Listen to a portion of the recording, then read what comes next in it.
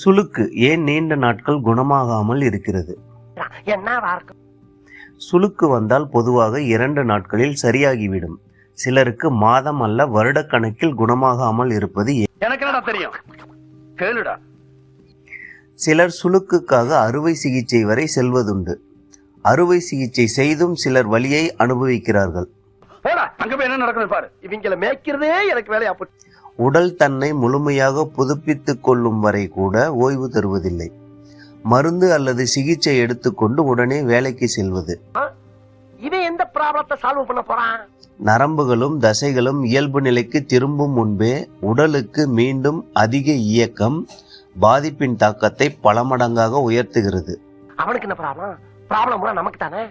உடலுக்கு போதுமான ஓய்வை கொடுத்தும் வலி குறையவில்லை என்றால் பிரச்சனை சுளுக்கு அல்ல, உடலின் சமநிலைதான் சரிந்துள்ளது என்று பொருள்.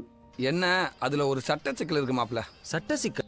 போதுமான உறக்கமின்மை, தண்ணீர் பற்றாக்குறை, மன அழுத்தம் போன்றவற்றால் கல்லீரல், சிறுநீரகம், செரிமான மண்டலம், நரம்பு மண்டலம் பாதிக்கப்படும். இப்ப ஃபீல் பண்ணி என்ன பிரயோஜனம்?